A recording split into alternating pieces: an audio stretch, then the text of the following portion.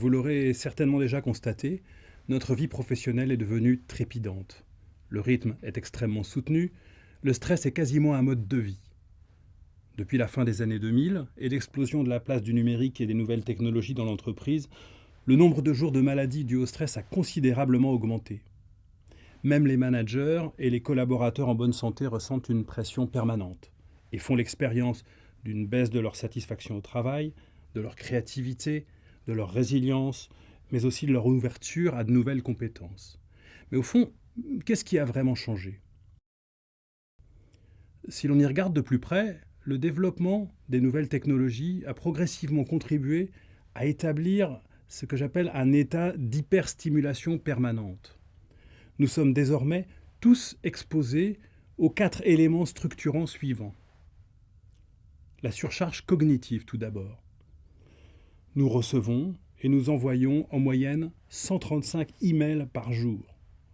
Non seulement cela fait beaucoup d'informations à traiter, mais en plus, cette quantité, qui était de 85 emails en 2013, ne cesse d'augmenter.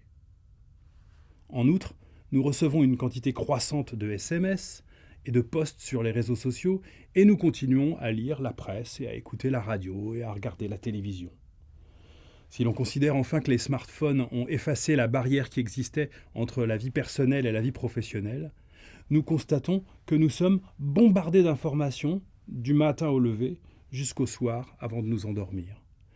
Deuxième élément structurant, la complexification croissante de nos univers professionnels.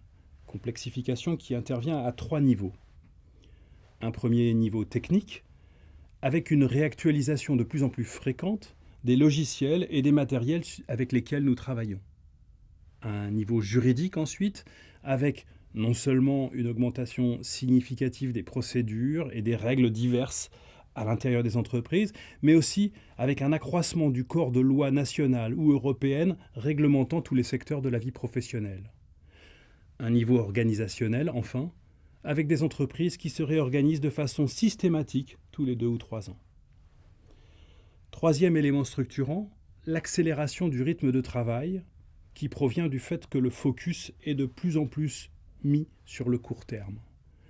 Si l'augmentation de la fréquence du reporting y contribue grandement, le fait que les outils numériques nous donnent la possibilité de répondre à nos questions, de satisfaire nos besoins quasi instantanément, nous fait transposer ce souci de l'immédiateté dans la façon dont nous souhaitons que les projets avancent. Nous avons ainsi de plus en plus l'impression de vivre dans un état d'urgence permanente. Enfin, le dernier de ces 4 éléments structurants, et non le moindre, est la généralisation du travail en mode multitâche. La quantité croissante des stimulations et des appareils par lesquels elles se diffusent fait que nous sommes constamment interrompus dans ce que nous faisons. Nous avons de plus en plus de mal à maintenir attention et concentration. Sans que nous en soyons forcément conscients, les conséquences de cet état d'hyperstimulation permanente sont dramatiques pour notre cerveau. Lorsque notre esprit est saturé d'informations, mis sous pression par l'accélération du rythme, par la complexification et fragmenté par le mode multitâche, toutes nos capacités cognitives supérieures sont affectées. Notre attention, notre concentration, nos intelligences émotionnelles, sociales et stratégiques, notre intuition, notre créativité et notre agilité. Plus grave, notre satisfaction au travail est impactée et un niveau de stress prolongé peut également avoir des conséquences durables sur notre santé. Selon une étude récente, 56% des salariés français se déclarent en situation de fragilité professionnelle ou personnelle, situation qui pèse sur leur engagement au travail selon 4 dirigeants sur 10.